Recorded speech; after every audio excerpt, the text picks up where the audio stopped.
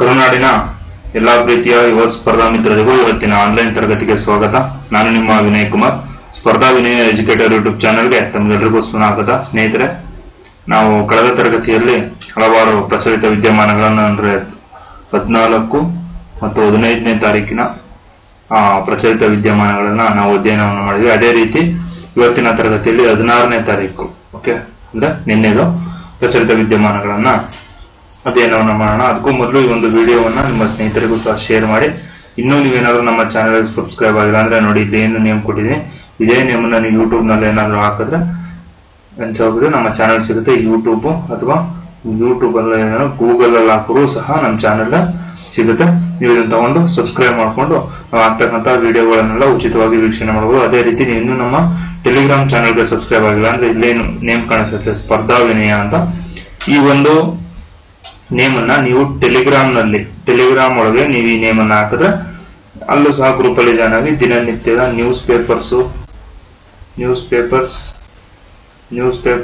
Paper cutting, ಇನ್ನಿತರ ಹಲವಾರು ಮಾಹಿತಿಗಳನ್ನು ಸಹ ಹಾಗೂ ಮತ್ತು old question paper, very very important old question paper, ಈ ರೀತಿಯ ಎಲ್ಲಾ ರೀತಿಯಾದಂತಹ ಮಾಹಿತಿಗಳನ್ನು ಸಹ ಅಲ್ಲಿ ಪಡ್ಕೋಬಹುದು. ಒಂದು ಪ್ರಚಲಿತ ವಿದ್ಯಮಾನಗಳನ್ನ 360 ಡಿಗ್ರಿ ಅನಾಲಿಸಿಸ್ ಅಂದ್ರೆ ನಾವು ಯಾವುದೇ ರೀತಿಯ ಒಂದು ವೆಬ್ಸೈಟ್ ಇಂದಾಗಲಿ ಇನ್ನೊಂದು ಮೂಲಗಳಿಂದ ಮಾಹಿತಿಯನ್ನು ಕಲೆಕ್ಟ್ ಮಾಡಿಲ್ಲ. ಈ ಒಂದು ಇದನ್ನ ನ್ಯೂಸ್ ಪೇಪರ್ಸ್ ಏನಿದಾವೆ, ನ್ಯೂಸ್ ಪೇಪರ್ಸ್ ದಿನನಿತ್ಯದ ಪತ್ರಿಕೆಗಳು, ನ್ಯೂಸ್ ಪೇಪರ್ ಇಂದ ಡೈರೆಕ್ಟ್ ಆಗಿ ತಗೊಂಡ್ಬಂದು ಈ ಒಂದು ಇದನ್ನ ಪ್ರಚಲಿತ ವಿದ್ಯಮಾನಗಳನ್ನು ಡಿಸ್ಕಷನ್ ಮಾಡಿರ್ತಕ್ಕಂಥದ್ದು. ನೋಡಿ, ಇವತ್ತು ಬಹಳ ಬೆಸ್ಟ್ ಕರೆಂಟ್ ಅಫೇರ್ಸ್ ಇದಾವೆ. ವಿವಾದಿತ ಪೌರತ್ವ ತಿದ್ದುಪಡಿಗಾಗಿ ಕೊನೆಗೂ ಜಾರಿಗೆ 14 ವಿದೇಶದಲ್ಲಿದೆ. ಭಾರತದ ಪೌರತ್ವ, ವಿಶ್ವ ಡೆಂಗ್ಯೂ ದಿನಾಚರಣೆ ಮತ್ತು ಶಾಂತಿ ಸಹಬಾಳ್ವೆಯ ಮಹತ್ವ ಸಾರುವ ದಿನ. ಇದೊಂದು ಸ್ಪೆಷಲ್. ಇದೊಂದು ಸ್ಪೆಷಲ್. ದಿನನಿತ್ಯವೂ ಸಹ ಒಂದೊಂದು ಸ್ಪೆಷಲ್ ಡೇ ಇರುತ್ತೆ. ಆ ಸ್ಪೆಷಲ್ ಡೇ ಅನ್ನ ನಮ್ಮ ಸ್ಪರ್ಧಾ ವಿನಯ ಎಜುಕೇಟರ್ ಯೂಟ್ಯೂಬ್ ಚಾನೆಲ್ ನಾವು ನೋಡೋಣ. Let's start the class. ಸ್ನೇಹಿತರೆ, ಶಾಂತಿ ಸಹಬಾಳ್ವೆಯ ಮಹತ್ವ ಸಾರುವ ದಿನ ಯಾವತ್ತು? ಮೇ 16 ಶಾಂತಿ ಸಹಬಾಳ್ವೆಯ ಮಹತ್ವವನ್ನ ಸಾರತಕ್ಕಂತಹ ಒಂದು ದಿನ. ಇಂದು ಮೇ 16 ಶಾಂತಿ ಸಹಬಾಳ್ವೆಯ ಅಂತಾರಾಷ್ಟ್ರೀಯ ದಿನ, international day. It is not a national day, it is a international day.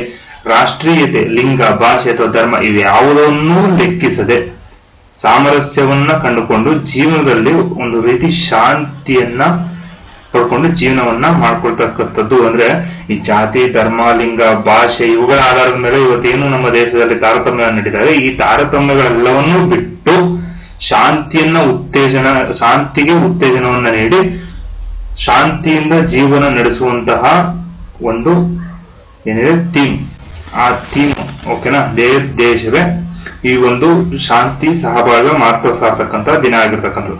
2017ರಲ್ಲಿ 2017ರಲ್ಲಿ ವಿಶ್ವಸಂಸ್ಥೆಯ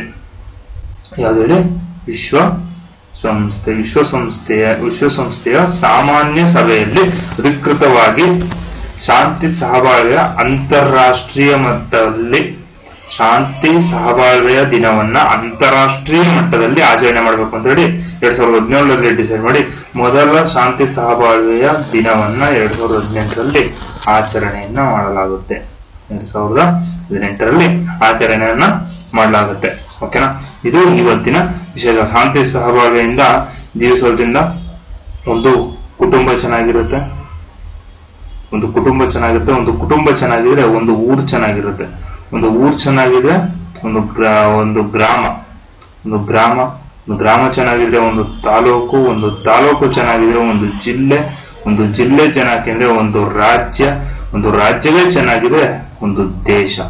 ಶಾಂತಿಯಿಂದ ಎಲ್ಲಾ ಸಹ ಒಂದು ಕುಟುಂಬದಿಂದ ಊರಿಂದ ಗ್ರಾಮ, ಇದು ಊರಲ್ಲ, ಇದು ಮನೆ. ಇದು ಒಂದು ಕುಟುಂಬದಿಂದ ಒಂದಷ್ಟು ಮನೆಗಳು ಇದಾಗ್ತವೆ, ಮನೆಯಿಂದ ಗ್ರಾಮದಿಂದ ತಾಲೂಕಿಂದ ಜಿಲ್ಲೆಯಿಂದ ಒಂದು ರಾಜ್ಯದಿಂದ ದೇಶವೇ ಸುದೀರ್ಘವಾಗಿ ಶಾಂತಿಯಿಂದ ಬದುಕತಕ್ಕಂತಹ ಒಂದು ಮಟ್ಟಕ್ಕೆ ಬರ್ತದೆ ಅಂತೇಳಿ ಈ ಒಂದು ಶಾಂತಿ ಸಹಬಾಳ್ವೆ ದಿನವನ್ನ ಆಚರಣೆ ಮಾಡಲಾಗುತ್ತೆ ಸ್ನೇಹಿತರೆ.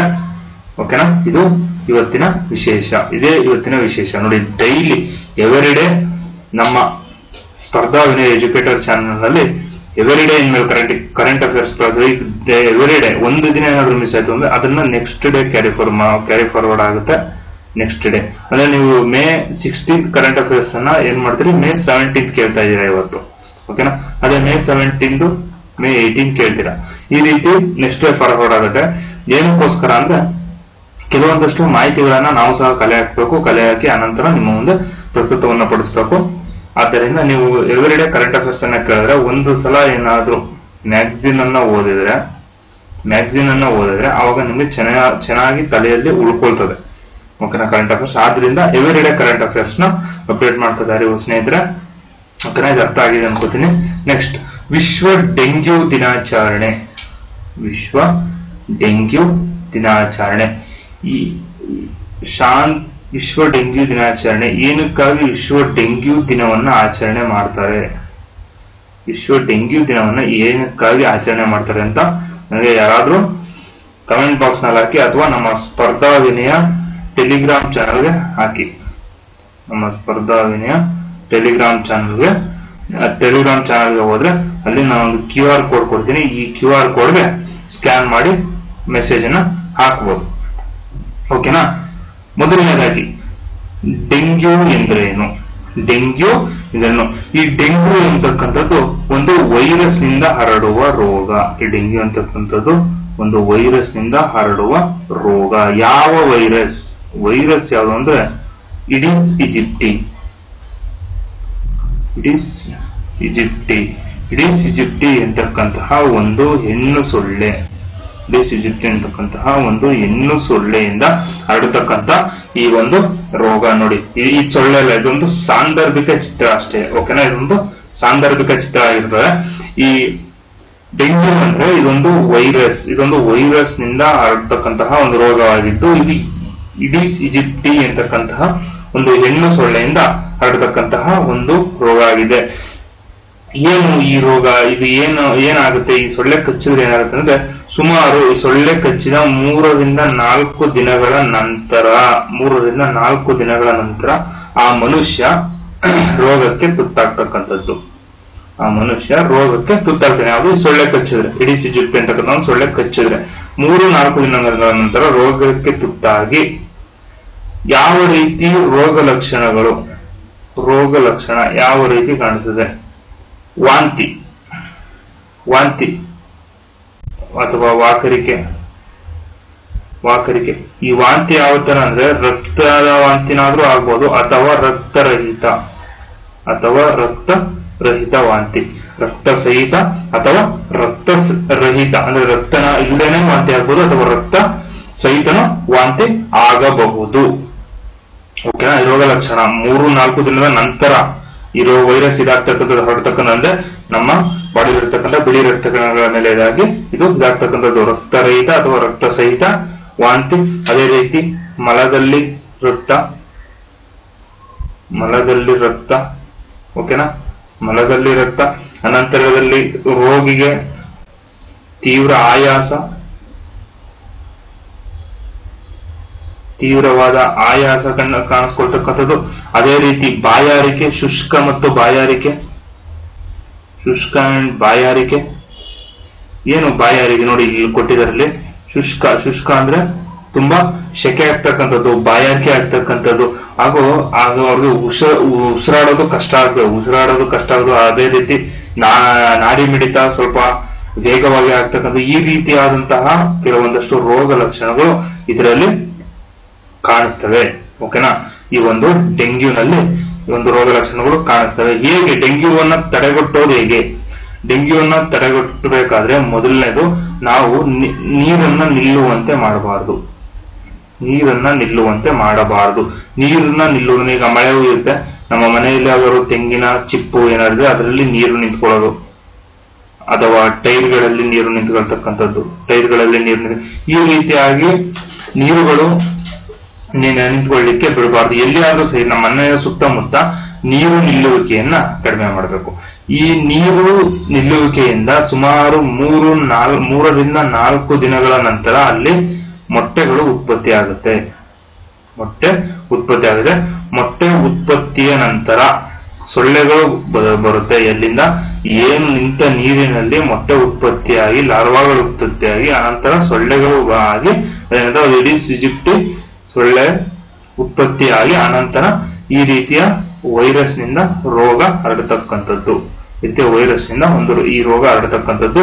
ನಾವು ಮನೆಯ ಸುತ್ತಮುತ್ತ ಎಷ್ಟು ನೀಟಾಗಿ ಸ್ವಚ್ಛವಾಗಿ ಇಡ್ತೀವಿ ಅಷ್ಟು ನಮ್ಗೆ ಒಳ್ಳೆಯದು. ಓಕೆನಾ? ಈ ಇಡೀಸ್ ಈಜಿಪ್ಟಿ ಅಂತಕ್ಕಂತ ಒಂದು ಹೆಣ್ಣು ಸೊಳ್ಳೆ ಬಹಳ ಅಂದ್ರೆ ಬಹಳ ಡೇಂಜರ್. ಇದರಿಂದ ಮನುಷ್ಯ ಬದುಕಬಹುದು, ಸಾಯುವ ಸ್ಥಿತಿಗೂ ಸಹ ಹೋಗಬಹುದು ನೆಗ್ಲೆಕ್ಟ್ ಮಾಡಿದ್ರೆ, ನಿರ್ಲಕ್ಷಿಸಿದರೆ. ಈ ಒಂದು ರೋಗವನ್ನ, ಡೆಂಗ್ಯೂ ರೋಗವನ್ನ ನಿರ್ಲಕ್ಷಿಸಿದರೆ ಒಬ್ಬ ಮನುಷ್ಯ ಬದುಕಬಹುದು ಅಥವಾ ಆತ ಸಾಯುವ ಸ್ಥಿತಿಗೂ ಸಹ ಹೋಗಬಹುದು. ಓಕೆನಾ? ಇದರೆ ಸತ್ಯದವರು ಇದರ ಕೇವಲ ಇವತ್ತು ನಾವು ದಿನನಿತ್ಯ ಪತ್ರಿಕೆಗಳಲ್ಲಿ ಓದ್ತಾ ಇರ್ತೀವಿ. ಇನ್ನೊಂದು ನಮ್ಮ ಪಕ್ಕದೂರಲ್ಲಿ ಇನ್ನೊಂದೇನು ಜಸ್ಟ್ ಇನ್ನೇನಿಲ್ಲ, ಜ್ವರ ಬಂತು, ಹಾಸ್ಪಿಟಲ್ ಕರ್ಕೊಂಡೋದ್ರು, ಆತ ಡೆತ್. ಜಸ್ಟ್ ಜ್ವರಕ್ಕೆ, ಇನ್ನೇನಿಲ್ಲ. ನಮ್ಮ ಊರಿನ ಏನಂತಾರೆ, ಅಯ್ಯೋ ಅವನ್ಗ ಗಾಳಿ ಹೊಡೆದ್ಬಿಡ್ತು, ದೆವ್ವ ಹಿಡಿದಿತ್ತು, ಅದಕ್ಕೆ ಏನು ಅಲ್ಲ. ಓಕೆನಾ? ನಾವು ಒಂದು ಸಣ್ಣ ಏನೋ ಸ್ವಲ್ಪ ನಮ್ಮ ಮೈ ಭಾರ ಆಯ್ತು, ಇಲ್ಲ ಮತ್ತೊಂದು ರೋಗ ಲಕ್ಷಣ, ಸ್ವಲ್ಪ ಮೈ ಕೈ ನೋವು, ಈ ರೀತಿ ಇದ್ದಾಗ ನೆಗ್ಲೆಕ್ಟ್ ಮಾಡಬಾರ್ದು. ಜಸ್ಟ್ ಮೈ ಕೈ ನೋವಲ್ವಾ, ನೆನ್ನೆ ಏನೋ ಸ್ವಲ್ಪ ಇದಿತ್ತು, ಅಲ್ಲೆಲ್ಲ ಓಡಾಡ್ ಬಂದೆ, ಅದಕ್ಕೆ ಬಿಡಬಾರ್ದು. ಒಂದು ಸಣ್ಣ ಮೈ ಕೈ ನೋವಿರ್ಲಿ, ಇನ್ನು ಯಾವುದೇ ರೀತಿಯಾದಂತಹ ಒಂದು ಸಣ್ಣ ರೋಗ ಲಕ್ಷಣಗಳು ಕಂಡು ಬಂದ್ರೆ, ನಾನು ಡೆಂಗ್ಯೂನೇ ಅಂತ ಹೇಳ್ತಾ ಇಲ್ಲ, ಈಗ ಕಾಮನ್ ಆಗಿ ಹೇಳ್ತಾ ಇರೋದು, ಕಂಡು ಬಂದ್ರೆ ತಕ್ಷಣವೇ ಅದಕ್ಕೆ ಪ್ರಥಮ ಚಿಕಿತ್ಸೆಯನ್ನ ಪಡೆಯಿರಿ. ಪ್ರಥಮ ಚಿಕಿತ್ಸೆಯನ್ನ ಪಡೆಯುವುದರಿಂದ ನೀವು ಆದಷ್ಟು ಆ ರೋಗದಿಂದ ದೂರ ಉಳಿಯಬಹುದು. ಪ್ರಥಮ ಚಿಕಿತ್ಸೆ it is a golden. Okay, it is a gold ಇದ್ದಂಗದು. ನಾವೇನು ಈಗ ಇದಾಗುತ್ತೆ, ಅದು ಹೃದಯಾಘಾತ ಆಗುತ್ತೆ, ಅವಾಗ ನಾವೇನು ಸ್ಟಾರ್ಟಿಂಗ್ ಅವನ ಗೋಲ್ಡನ್ ಅವರ್ ಅಂತೀವಿ, ಅದೇ ರೀತಿ ಪ್ರಥಮ ಚಿಕಿತ್ಸೆ ಗೋಲ್ಡನ್. ಅದೊಂದು ಗೋಲ್ಡ್ ಅಂತ ನಾವು ಹೇಳ್ಬೋದು. ಯಾಕಂದ್ರೆ ಆ ಒಂದು ಚಿಕಿತ್ಸೆ ನಿಮ್ಮನ್ನ ಕಾಪಾಡುತ್ತೆ. ಆ ಚಿಕಿತ್ಸೆಯಲ್ಲಿ ಏನಿದೆ ಗೊತ್ತಾಗುತ್ತೆ. ಪ್ರಥಮ ಚಿಕಿತ್ಸೆ ಪಡ್ಕೋತೀರಾ, ಪ್ರಥಮ ಚಿಕಿತ್ಸೆಯಲ್ಲಿ ಕಡಿಮೆ ಆಗ್ಲಿಲ್ಲ ಅಂದಾಗ ನೀವು ಹೆಚ್ಚಿನ ಚಿಕಿತ್ಸೆಗೆ ಒಳಪಡ್ಬೇಕಾಗುತ್ತಾಗ, ಆ ಹೆಚ್ಚಿನ ಚಿಕಿತ್ಸೆ ಒಳಪಟ್ಟಾಗ ಅಲ್ಲೇನಾದ್ರೂ ಗೊತ್ತಾದ್ರೆ ಅವು ಸರಿಯಾದ ಚಿಕಿತ್ಸೆ ದೊರೆತಲ್ಲಿ, ಸರಿಯಾದ ಟ್ರೀಟ್ಮೆಂಟ್ ದೊರೆತಲ್ಲಿ ಅವಾಗ ನಿಮ್ಗೆ ಏನಾಗುತ್ತೆ, ಸಡನ್ಲಿ ಕ್ಯೂರ್ ಆಗೋ ಚಾನ್ಸಸ್ ಇದೆ. ಅಥವಾ ಅದನ್ನ ನಿರ್ಲಕ್ಷ್ಯ, ಮೊದಲನೇ ದಿನ ನೀವೇನ್ ಮಾಡ್ತೀರಿ, ಜ್ವರ ಬಂತು, ಒಂದು ಪ್ಯಾರಾಸಿಟಮಾಲ್ ತಗೋತೀರಿ, ಎಲ್ಲ ಮಾಡೋದೇ ಇವತ್ತು ಪ್ಯಾರಾಸಿಟಮಾಲ್ ತಗೋತೀರಾ, ಇವತ್ತು ಕಡಿಮೆ ಆಗಲ್ಲ, ನಾಳೆ ಏನ್ ಮಾಡ್ತೀರಾ, ಪ್ಯಾರಾಸಿಟಮಾಲ್ ಬಿಟ್ಟು ಯಾವ್ದಾದ್ರು ಒಂದು ಆಂಟಿಬಯೋಟಿಕ್ ತಗೋತೀರಾ, ಆಂಟಿಬಯೋಟಿಕ್. ಆವಾಗ ಕೊನೆಗಾಲದಲ್ಲಿ ಅದೆಲ್ಲವನ್ನೂ ಮೀರಿ ಹೋಗಿರ್ತದೆ. ಆ ಸಮಯದಲ್ಲಿ ವೈದ್ಯರ ಮುಂದೆ ಹೋಗಿ ನಾವು ನಿಲ್ತೀವಿ. ಹಂಗೆ ಮಾಡೋದು, ನಾವು 3 ದಿನಗಳವರೆಗೆ ಮಾತ್ರ ನಿಲ್ತೀವಿ. ಕಡಿಮೆ ಆಯ್ತಾ, ಓಕೆ. ಕಡಿಮೆ ಆಗಲಿಲ್ಲ ಅಂದ್ರೆ ನಂತರ ನಾವು ವೈದ್ಯರ ಹತ್ರ ಹೋಗಿರ್ತೀವಿ. ಆ ರೀತಿ ಮಾಡಬಾರ್ದು. ಯಾವುದೇ ಒಂದು ರೋಗವಾದರೂ ಅದನ್ನ ನಿರ್ಲಕ್ಷ್ಯ ಮಾಡಬಾರ್ದು. ಪ್ರಥಮ ಚಿಕಿತ್ಸೆ golden treatment. Okay, golden treatment.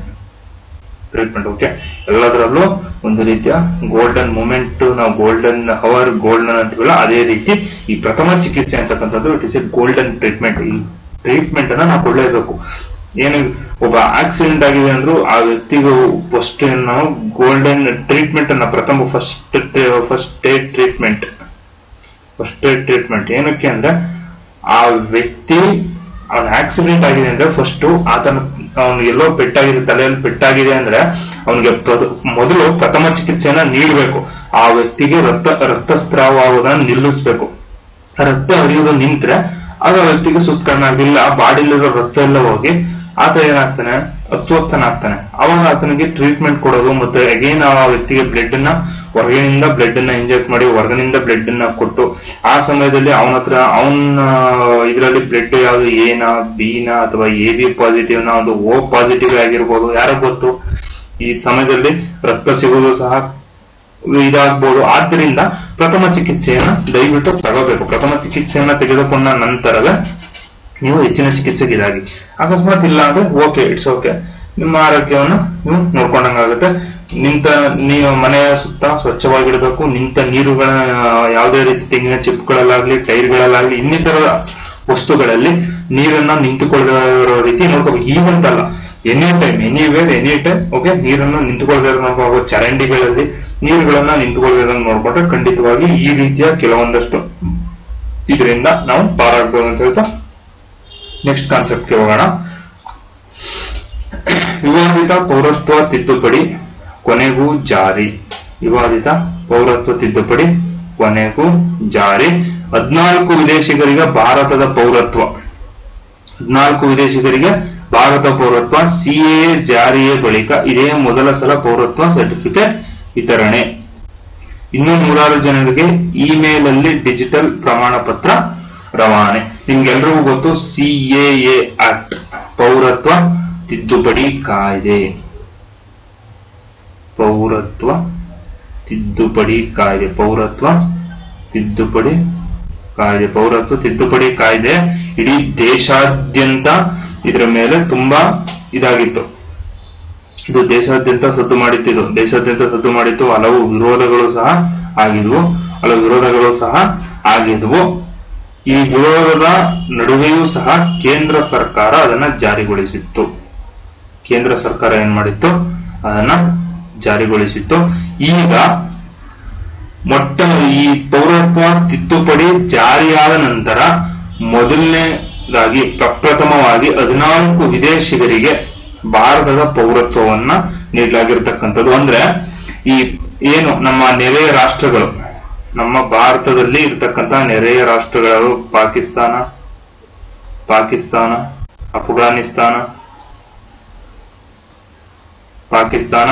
Afghanistan, Bangladesh, ಈ ದೇಶಗಳಿಂದ ಧಾರ್ಮಿಕ ಕಿರುಕುಳಕ್ಕೆ ಒಳಗಾಗಿ ಭಾರತಕ್ಕೆ ವಲಸೆ ಬಂದಂತಹ ಮುಸ್ಲಿಮೇತರ ವಲಸಿಗರಿಗೆ ಭಾರತದ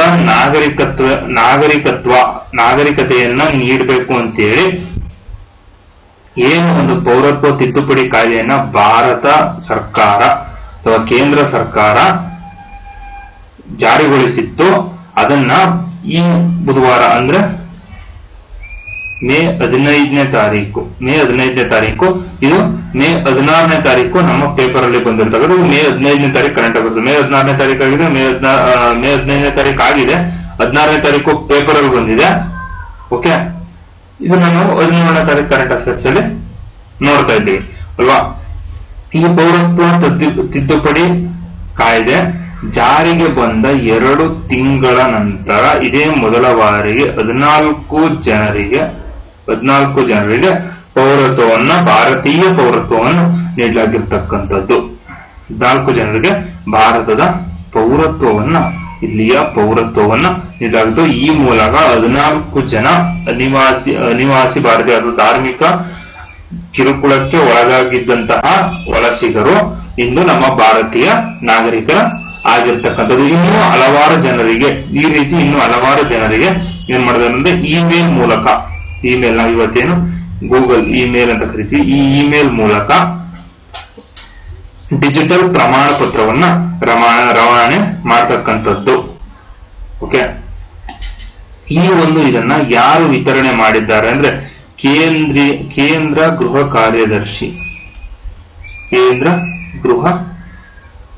ಕಾರ್ಯದರ್ಶಿ ಆಗಿರ್ತಕ್ಕಂಥ ಅಜಯ್ ಬಲ್ಲಾರವರು ಈ ವಿದೇಶಿ ಪ್ರಜೆಗೆ ಸಿಎಎ ಅಡಿ ಭಾರತದ ಪೌರತ್ವ ಸರ್ಟಿಫಿಕೇಟ್ ಅನ್ನ ಅವರು ವಿತರಣೆ ಮಾಡಿರ್ತಕ್ಕಂಥದ್ದು. ಯಾರು? ಕೇಂದ್ರ ಗೃಹ ಕಾರ್ಯದರ್ಶಿಯವರು.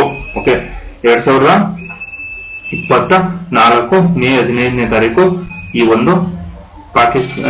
ಪಾಕಿಸ್ತಾನ, ಅಫ್ಘಾನಿಸ್ತಾನ, ಬಾಂಗ್ಲಾದೇಶದಿಂದ ಬಂದಂತಹ ಮುಸ್ಲಿಮೇತರ ವಲಸಿಗರಿಗೆ ಭಾರತದ ನಾಗರಿಕತೆಯನ್ನ ನೀಡಬೇಕು ಅಂತೇಳಿ ಸಿಎಎ ಆಕ್ಟ್ ಅಡಿ ಏನಿದಾಗಿತ್ತು, ಅಲ್ಲಿಗೆ ಮೊದಲ ಬಾರಿಗೆ 14 ಜನರಿಗೆ ಭಾರತದ ಪೌರತ್ವವನ್ನು ನೀಡಲಾಗ್ತದೆ. ಇನ್ನು ಉಳಿದವರಿಗೆ ಇಮೇಲ್ ಮೂಲಕ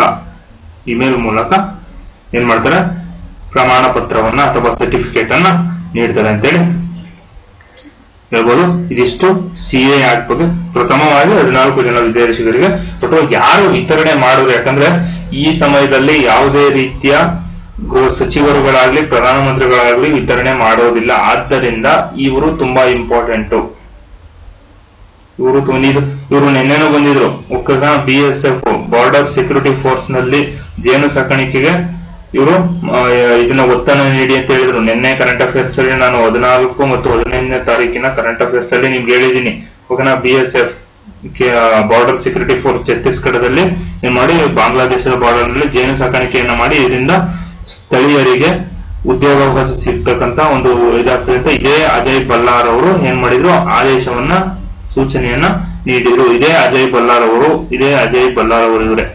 ಓಕೆ, ಇದೇ ಅಜಯ್ ಬಲ್ಲಾರ್ ಅವರು ಏನ್ ಮಾಡಿದ್ದಾರೆ, ಇವಾಗ ದೇಶದ ಪ್ರಜೆಗೆ ಅಂದ್ರೆ ಭಾರತೀಯ ನಾಗರಿಕತೆಗೆ ಇದ್ ಮಾಡ್ತಕ್ಕಂತಹ ಪೌರತ್ವವನ್ನ ನೀಡತಕ್ಕಂತಹ ಒಂದು ಪ್ರಮಾಣ ಪತ್ರವನ್ನ 14 ಜನರಿಗೆ ವಿತರಣೆ ಮಾಡಿದ್ದಾರೆ. ಓಕೆನಾ, ತುಂಬಾ ಇಂಪಾರ್ಟೆಂಟ್. ಪಾಕ್ನಿಂದ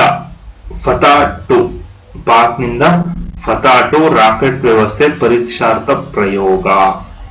ಓಕೆ ನೋಡಿ, ಇಸ್ಲಾಮಾಬಾದ್ ಪಾಕಿಸ್ತಾನದ ರಾಜಧಾನಿ, ವೆರಿ ವೆರಿ ಇಂಪಾರ್ಟೆಂಟ್. ಇಸ್ಲಾಮಾಬಾದ್ ಇದು ಪಾಕಿಸ್ತಾನದ ರಾಜಧಾನಿ. ಓಕೆ, ಏಕಕಾಲಕ್ಕೆ ಹಲವು ರಾಕೆಟ್ಗಳನ್ನು ಉಡಾಯಿಸಬಲ್ಲ ಪಥ ನಿರ್ದೇಶಿತ ಬಹು-ಉಡಾವಣಾ ರಾಕೆಟ್ ವ್ಯವಸ್ಥೆ ಫತಾ-2 ಪರೀಕ್ಷಾರ್ಥ ಪ್ರಯೋಗ ನಡೆಸಲಾಗಿದೆ ಎಂದು ಪಾಕಿಸ್ತಾನ ಸೇನೆಯ ಮಾಧ್ಯಮ ವಿಭಾಗದ ISPR ಪ್ರಕಟಣೆಯಲ್ಲಿ ತಿಳಿಸಿದೆ. ಓಕೆ, ಅತ್ಯಾಧುನಿಕ ಪಥ ನಿರ್ದೇಶಕ ವ್ಯವಸ್ಥೆ ಹೊಂದಿರುವ ಫತಾ-2 ರಾಕೆಟ್ ಉಡಾವಣಾ ವ್ಯವಸ್ಥೆ ಮೂಲಕ 400 ಕಿಲೋಮೀಟರ್ ವರೆಗಿನ ಗುರಿಗಳನ್ನು ನಿಖರವಾಗಿ ಹೊಡೆದುರುಳಿಸುವ ಸಾಮರ್ಥ್ಯವನ್ನ ಪರೀಕ್ಷಿಸಲಾಗಿದೆ ಅಂತಕ್ಕಂಥ ಒಂದು ಮಾತನ್ನ ಸೇನೆ ಹೇಳಿರ್ತಕ್ಕಂಥದ್ದು. ಮುಂದಿನ ದಿನಗಳಲ್ಲಿ ಪಾಕಿಸ್ತಾನ ಸೇನೆ ಫತಾ-2 ರಾಕೆಟ್ ಉಡಾವಣಾ ವ್ಯವಸ್ಥೆಯನ್ನು ಅಳವಡಿಸಿಕೊಳ್ಳಲಾಗುವುದು ಎಂದು ಸೇನೆ ತಿಳಿಸಿದೆ. ಪರೀಕ್ಷಾರ್ಥ ಪ್ರಯೋಗಕ್ಕೆ ಸೇನಾಧಿಕಾರಿಗಳು, ವಿಜ್ಞಾನಿಗಳು ಮತ್ತು ಇಂಜಿನಿಯರ್ಗಳು ಸಾಕ್ಷಿಯಾಗಿದ್ದರು. ಮೊದಲು ಪಾಕ್ ಸೇನೆ ಫತಾ-2 ಕ್ಷಿಪಣಿ ಉಡಾವಣಾ ವ್ಯವಸ್ಥೆಯನ್ನು ಪರೀಕ್ಷಿಸಿತ್ತು. ನೋಡಿ, ಫತಾ-2 ಎಂತಕ್ಕಂಥದ್ದು ಒಂದು ರಾಕೆಟ್ ವ್ಯವಸ್ಥೆ ಪರೀಕ್ಷಾರ್ಥ ಪ್ರಯೋಗ. ಅಂದ್ರೆ ಏಕಕಾಲಕ್ಕೆ, ಅಂದ್ರೆ ಒನ್ ಟೈಮ್ಗೆ ಹಲವು ರಾಕೆಟ್ ಗಳನ್ನ, ಅಂದ್ರೆ ಈಗ ಒಂದ್ ಟೈಮ್ ಒಂದು 5 ರಾಕೆಟ್, ಫಾರ್ ಎಕ್ಸಾಂಪಲ್ 5 ರಾಕೆಟ್ ಗಳನ್ನ ಒಂದೇ ಸರಿ ಉಡಾವಣೆ ಮಾಡೋದು. ಈ ಒಂದೇ ಸರಿ ಉಡಾವಣಾ ಮಾಡ್ತಕ್ಕಂತಹ ಒಂದು ರಾಕೆಟ್ಗೆ ಒಂದು ನೇಮನ್ನ ಇಡಲಾಗಿದೆ, ಫತಾ-2 ರಾಕೆಟ್. ಓಕೆ, ಫತಾ-2 ರಾಕೆಟ್ ವ್ಯವಸ್ಥೆ. ಇದನ್ನ ಯಶಸ್ವಿಯಾಗಿ ಏನ್ ಮಾಡಿದ್ದಾರೆ, ಪರೀಕ್ಷಾರ್ಥ ಪ್ರಯೋಗವನ್ನ ನಡೆಸಿದ್ದಾರೆ. ಯಾವುದು ಇದು ನಮ್ಮ ದೇಶದಲ್ಲ, ನಮ್ಮ ನೆರೆಯ ರಾಷ್ಟ್ರವಾದ ಪಾಕಿಸ್ತಾನ ರಾಷ್ಟ್ರದ್ದು. ಓಕೆ, ಈ ಒಂದು ಫತಾ-2 ರಾಕೆಟ್ ವ್ಯವಸ್ಥೆ ಸುಮಾರು 400 ಕಿಲೋಮೀಟರ್ ವರೆಗೆ ಗುರಿಗಳನ್ನ ಹಿಡಿದು ನಿಖರವಾಗಿ ಗುರಿಗಳನ್ನ ಹೊಡೆದುರುಳಿಸಬಲ್ಲದು. 400 ಕಿಲೋಮೀಟರ್ ಹೆಚ್ಚು ಕಡಿಮೆ ನೀವು ಲೆಕ್ಕ ಹಾಕೊಂಡ್ರೆ ಇಲ್ಲಿಂದ ತುಮಕೂರು, ನಮ್ಮ ಮೈಸೂರಿಂದ, ಅಂದ್ರೆ ಈಗ ನಾನು ಮೈಸೂರಲ್ಲಿ ಕೂತಿದ್ದೀನಿ ಅಂದ್ರೆ ಮೈಸೂರಿಂದ ಸುಮಾರು ತುಮಕೂರು ಅಷ್ಟು ದೂರದಲ್ಲಿರ್ತಕ್ಕಂತಹ ಒಂದು, ತುಮಕೂರಲ್ಲ ಇನ್ನೂ ಮುಂದೆ ಹೋಗುತ್ತೆ. ಓಕೆನಾ, ತುಮಕೂರಲ್ಲ ಇನ್ನೂ ಮುಂದೆ ಹೋಗ್ಬೋದು. ಇನ್ನೂ ಮುಂದೆ ಹೋಗಿ ಅಲ್ಲಿ ಇರ್ತಕ್ಕಂತಹ ಒಂದು ಆಬ್ಜೆಕ್ಟ್ ನೋಡಿ, ಈಗ A object, for example A object ಮೈಸೂರಲ್ಲಿದೆ, ಈ ಬಿ ಆಬ್ಜೆಕ್ಟ್ ಬಂದು ಎಲ್ಲ ಆಂಧ್ರದಲ್ಲಿದೆ, ಒಂದು ಆಂಧ್ರ. ಓಕೆ, ಆಂಧ್ರದಲ್ಲಿದೆ. ಇಲ್ಲಿಂದ ಒಂದು 400 ಕಿಲೋಮೀಟರ್ ಡಿಸ್ಟೆನ್ಸ್. ನಾವು ಇಲ್ಲಿಂದ ರಾಕೆಟ್ ಉಡಾವಣೆ ಮಾಡ್ಬೇಕಾದ್ರೆ ಇಲ್ಲಿ ಯಾವುದೋ ಒಂದು ಮನೆ ಇರುತ್ತೆ ಅನ್ಕೊಳ್ಳಿ, ಸುಮಾರು ಒಂದು ಉಗ್ರರ ಮನೆ ಇರುತ್ತೆ. ಇಲ್ಲಿಂದ ಒಂದು ರಾಕೆಟ್ ಅನ್ನ ಉಡಾವಣೆ ಮಾಡಿದೀವಿ. ಈ ಉಡಾವಣೆ ಮಾಡಿದಂತಹ ರಾಕೆಟ್ ಇದೆಲ್ಲೂ ದಿಕ್ಕು ತಪ್ಪದೆ ನೇರವಾಗಿ ಬಂದು ಅವರು ನಿರ್ದಿಷ್ಟಪಡಿಸಿದ ಗುರಿಯನ್ನ ಹೊಡೆದುರುಳಿಸಬಲ್ತಕ್ಕಂತಹ ಒಂದು ಸಾಮರ್ಥ್ಯವನ್ನ ಹೊಂದಿದೆ ಅಂತ ಪಾಕಿಸ್ತಾನ ಸೇನೆ ಹೇಳಿರ್ತಕ್ಕಂಥದ್ದು. ಮುಂದಿನ ದಿನಗಳಲ್ಲಿ ಪಾಕಿಸ್ತಾನ ಸೇನೆಯಲ್ಲಿ ಫತಾ-2 ರಾಕೆಟ್ ವ್ಯವಸ್ಥೆಯನ್ನ ಅಳವಡಿಸಿಕೊಂಡಿಲ್ಲ. ಇವರಿನ್ನು ಜಸ್ಟ್ ಪ್ರಯೋಗವನ್ನ ಮಾಡಿದ್ದಾರೆ. ಅದ್ರ ಬಗ್ಗೆ ಅದು ಕರೆಕ್ಟಾಗಿ ಹೋಗುತ್ತಾ ಏನು ನೋಡ್ಬೇಕು, ನೋಡ್ದೇನೆ ಅಳವಡಿಸ್ಕೊಂಡು ಯಾವುದೋ ಯುದ್ಧ ಸಮಯದಲ್ಲಿ ಅವ್ರು ಬಂದು ಉಡಾವಣೆ ಆಗ್ಲಿಲ್ಲ ಅಂದ್ರೆ ಏನ್ ಮಾಡೋದು, ಅದಕ್ಕೆ ಏನ್ ಮಾಡಿದ್ರೆ ಫಸ್ಟ್ ಪರೀಕ್ಷೆಯನ್ನ ಮಾಡಬೇಕು, ಪ್ರಯೋಗವನ್ನ ಮಾಡ್ತಾರೆ. ಅದು ಸರಿಯಾದ ರೀತಿಯಲ್ಲಿದೆ. ಮುಂದಿನ ದಿನಗಳಲ್ಲಿ ಅಳವಡಿಸಿಕೊಳ್ಳಬಹುದು ಅಥವಾ ಇಲ್ಲೇ ಇರ್ಬೋದು, ಅಳವಡಿಸಿಕೊಳ್ಳಲಾಗುವುದು ಅಂತ ಹೇಳಿದ್ದಾರೆ. ಕೈ ಬಿಡಬಹುದು ಬೇಕಂದ್ರೆ. ಓಕೆನಾ, ಅಳವಡಿಸಿಕೊಳ್ಳಲಾಗುವುದು ಅಂತ ಹೇಳಿದರೆ ಈ ಒಂದು ಇದರಲ್ಲಿ ಪಾಕಿಸ್ತಾನದ ಸೇನಾಧಿಕಾರಿಗಳು, ವಿಜ್ಞಾನಿಗಳು ಮತ್ತು ಅದನ್ನು ಅಭಿವೃದ್ಧಿಪಡಿಸುತ್ತಿರ್ತಕ್ಕಂತಹ ಇಂಜಿನಿಯರ್ಗಳು ಇದರಲ್ಲಿ ಇದ್ದಿದ್ರು ಅಂತ ಹೇಳ್ಬೋದು. ಇದೊಂದು ಫತಾ-2. ಇತ್ತೀಚೆಗೆ ನಮ್ಮ ಭಾರತದ ಯಾವ ನೆರೆಯ ರಾಷ್ಟ್ರವು ಫತಾ-2 ಎಂಬ ರಾಕೆಟ್ ವ್ಯವಸ್ಥೆಯನ್ನ ಪರೀಕ್ಷಾರ್ಥ ಪ್ರಯೋಗ ಮಾಡಿ ಅಂದ್ರೆ ಅದು ಪಾಕಿಸ್ತಾನದ ರಾಜಧಾನಿ ಬಂದು ಇಸ್ಲಾಮಾಬಾದ್. ಓಕೆ, ನೋಡಿ ಇದೊಂದು ಮಾವು ಇದ್ರಲ್ಲಿದೆ, ತುಂಬಾ ಅಂದ್ರೆ ತುಂಬಾ ಇವಾಗ ವೈರಲ್ ಇದೆ. ಓಕೆನಾ, ಈಗೇನು ವೈರಲ್ ಅಂತಾರೆ ಸಾಮಾಜಿಕ ಜಾಲತಾಣಗಳಲ್ಲಿ, ತುಂಬಾ ಅಂದ್ರೆ ತುಂಬಾ ಸುದ್ದಿಯಲ್ಲಿದೆ. ಮಿಯಾಸಾಕಿ ಅಂತಕ್ಕಂತಹ ಒಂದು ಮಾವು. ಈಗ ನಿಮ್ಗೆಲ್ಲ ಗೊತ್ತಿರೋ ಹಾಗೆ ಮಾವು ಸೀಸನ್ ಈಗ.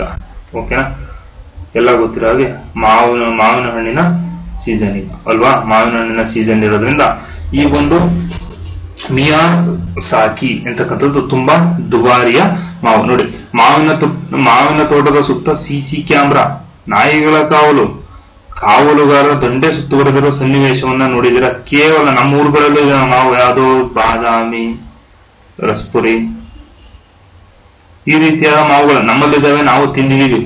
ಆದ್ರೆ ಮಾವಿನ ತೋಟಕ್ಕೆ ಇಂಥ ಒಂದು ಪ್ರಶ್ನೆ ಯಾಕೆ ಎಲ್ರಿಗೂ ಇದೆ. ಆದರೆ ಬಿಹಾರ, ಒರಿಸ್ಸಾ, ತೆಲಂಗಾಣ, ಆಂಧ್ರ ಪ್ರದೇಶ ಮುಂತಾದ ಕಡೆ ಮಾವಿನ ತೋಟವನ್ನು ಕಣ್ಣಿಗೆ ಎಣ್ಣೆ ಹಚ್ಚಿ ಕಾವಲು ಕಾಯಲಾಗುತ್ತೆ. ಯಾಕೆಂದರೆ ಈ ಮಾವಿನ ತೋಟದ 1 ಕೆಜಿ ಮಾವಿನ ಹಣ್ಣಿನ ಬೆಲೆ ಸುಮಾರು 2.5 ಲಕ್ಷದಿಂದ 3 ಲಕ್ಷ. ಹಬ್ಬಬ್ಬ ಅಂದ್ರೆ ನಾವು ನೋಡಿರತಕ್ಕಂತ ಮಾವಿನ ಹಣ್ಣು ಇಷ್ಟೇ. ನಾನು ಇವತ್ತವರೆಗೂ ಇದರಲ್ಲಿ ನಾನು ಹುಟ್ಟದಾಗಿನಿಂದ ನಮ್ಮದೇ ಮಾವಿನ ತೋಟಗಳಿದೆ, ನಾವು ಮಾವಿನ ಹಣ್ಣನ್ನ ತಿಂದಿದ್ದೀವಿ. ಆದ್ರೆ ಹಬ್ಬಬ್ಬ ಅಂದ್ರೆ 300 ರೂಪಾಯಿ ಪರ್ ಕೆಜಿ. 1 ಕೆಜಿಗೆ ಎಷ್ಟು? 300 ರೂಪಾಯಿ per KG, 300 rupees per KG. ಇಷ್ಟು ಬೆಲೆ ಬಾಳ್ತಕ್ಕಂಥ ಮಾವಿನ ಹಣ್ಣನ್ನ ತಿಂದಿದ್ದೀನಿ.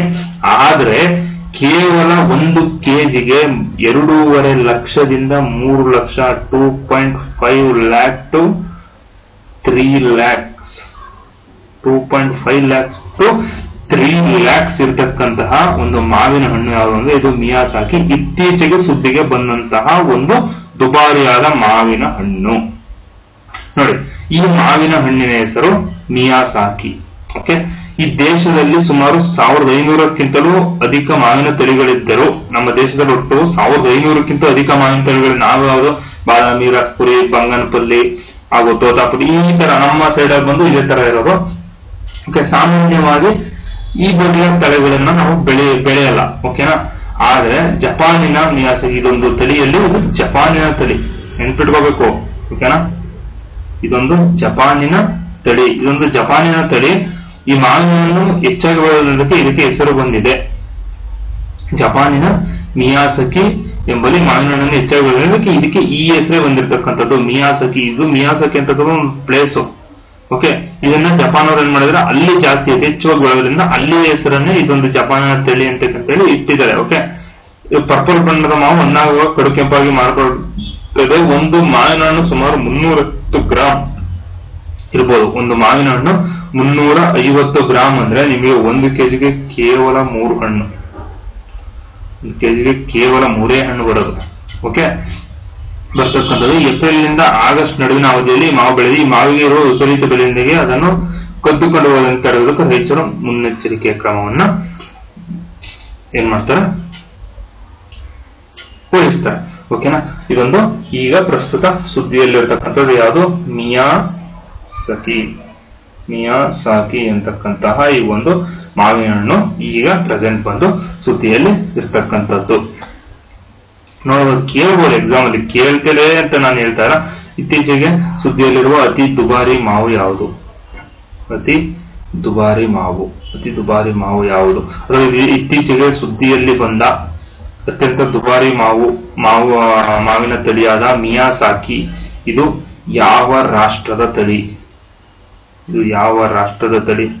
ಈಗ ಕ್ವಶನ್ಗಳು ಹೆಂಗ್ ಬೇಕಾದ್ರೂ ಇದಾವೆ. ನಾವೇನ್ ಮಾಡ್ಬೇಕು, ಅಪ್ಡೇಟ್ ಇರ್ಬೇಕು, ಕರೆಂಟ್ ಅಫೇರ್ಸ್ ಅಪ್ಡೇಟ್ ಇರ್ಬೇಕು ಅಷ್ಟೇ. ಓಕೆನಾ, T20 ವಿಶ್ವಕಪ್ ಕ್ರಿಕೆಟ್ ಅಲ್ಲಿ ಕಂಗೊಳಿಸಲಿದೆ ನಂದಿನಿ. T20 ವಿಶ್ವಕಪ್ ಕ್ರಿಕೆಟ್ ಅಲ್ಲಿ ಕಂಗೊಳಿಸಲಿದೆ Nandini. Okay, Scotland Ireland cricket ತಂಡಕ್ಕೆ KMF ಪ್ರಾಯೋಜಕತ್ವ. ಜೆರ್ಸಿ ಮೇಲೆ ನಂದಿನಿ ಲೋಗೋ. ಈ ಪ್ರಾಯೋಜಕತ್ವ ಅಂದ್ರೆ ನಿಮ್ಗೆಲ್ರಿಗೂ ಈಗಾಗಲೇ ನೀಡಿರತಕ್ಕಂಥ ಗೊತ್ತಿರೋದ ಅಡ್ವರ್ಟೈಸ್ಮೆಂಟ್. ಈ ಅಡ್ವರ್ಟೈಸ್ಮೆಂಟ್ ನೋಡಿ, ಜೂನ್ ನಲ್ಲಿ ನಡೀತಕ್ಕಂತಹ T20 ಕ್ರಿಕೆಟ್ ವಿಶ್ವಕಪ್ ಪಂದ್ಯಾವಳಿಯಲ್ಲಿ ಕನ್ನಡಿಗರ ಹೆಮ್ಮೆಯ ನಂದಿನಿ ಬ್ರ್ಯಾಂಡ್ ಲಾಂಛನ. ಓಕೆ, ನೋಡಿ ಇಲ್ಲಿ ನಂದಿನಿ ಬ್ರ್ಯಾಂಡ್ ಕಾಣಿಸ್ತಾ ಇದೆಯಾ? ನಂದಿನಿ ಬ್ರ್ಯಾಂಡ್ ಲಾಂಛನ ರೆಡ್ ಅಲ್ಲಿ ಹೈಲೈಟ್ ಮಾಡ್ತೀನಿ ಅದನ್ನ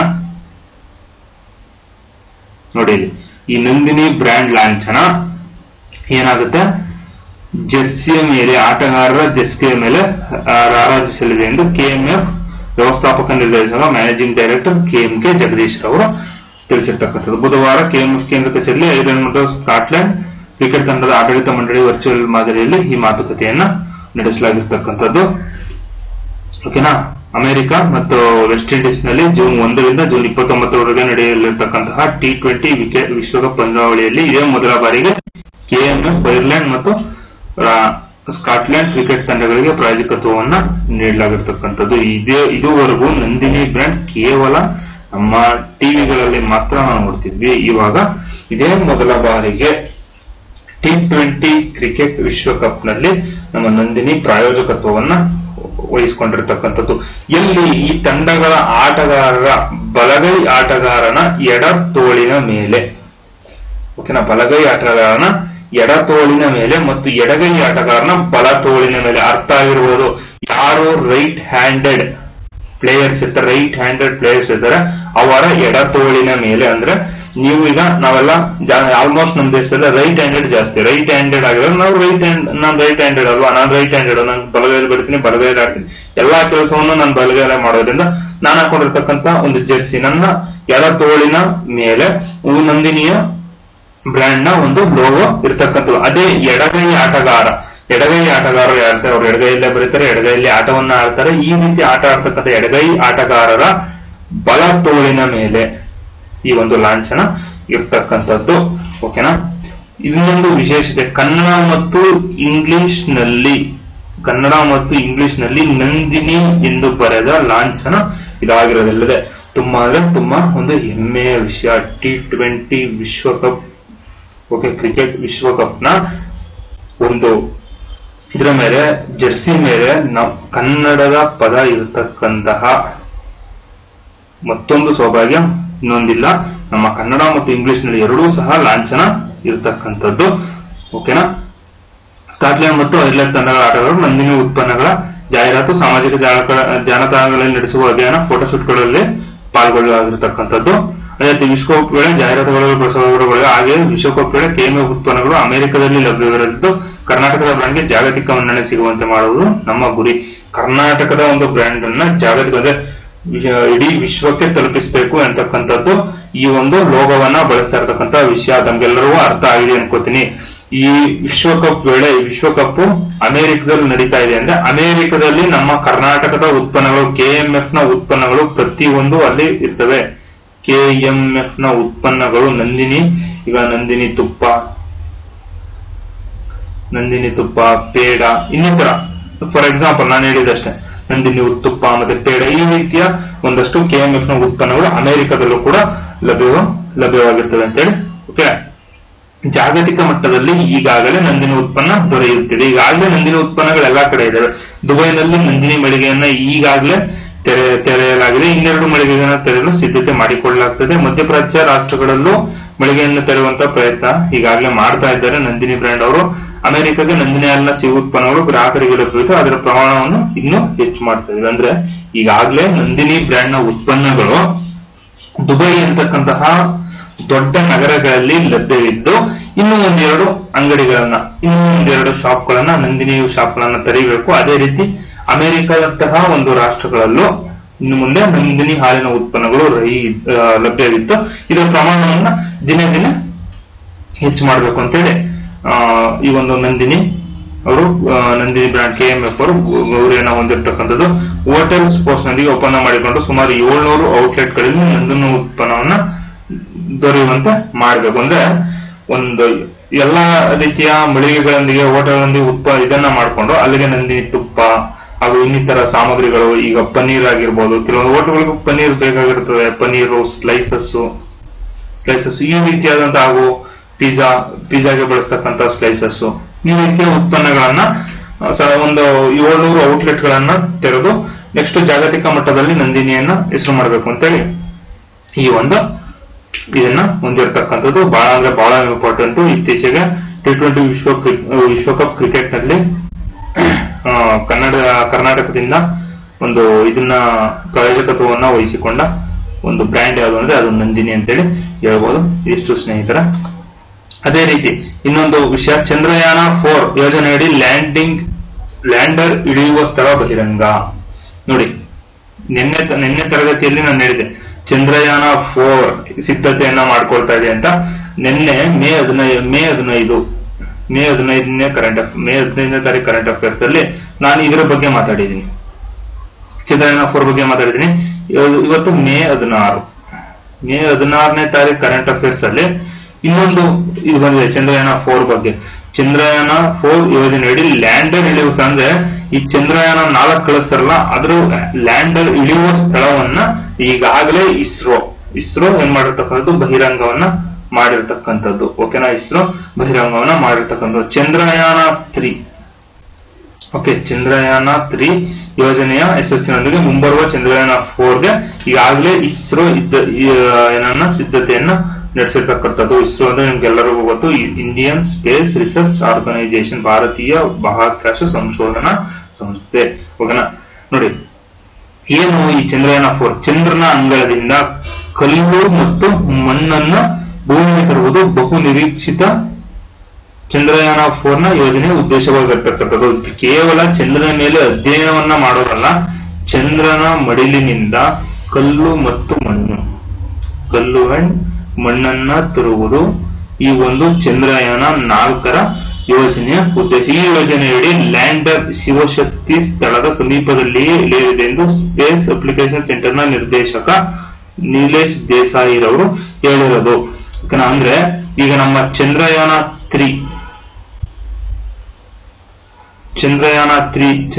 3 ಯಶಸ್ವಿಯಾಗಿದ್ದು ನಿಮ್ಗೆಲ್ಲ ಗೊತ್ತು. ಚಂದ್ರಯಾನ 3 ಲ್ಯಾಂಡರ್ ಇಳಿದ ಸ್ಥಳವನ್ನ ಶಿವಶಕ್ತಿ ಅಂತೇಳಿ ನಾಮಕರಣವನ್ನ ಮಾಡಿದ್ದು ತಮ್ಗೆಲ್ರಿಗೂ ಗೊತ್ತು.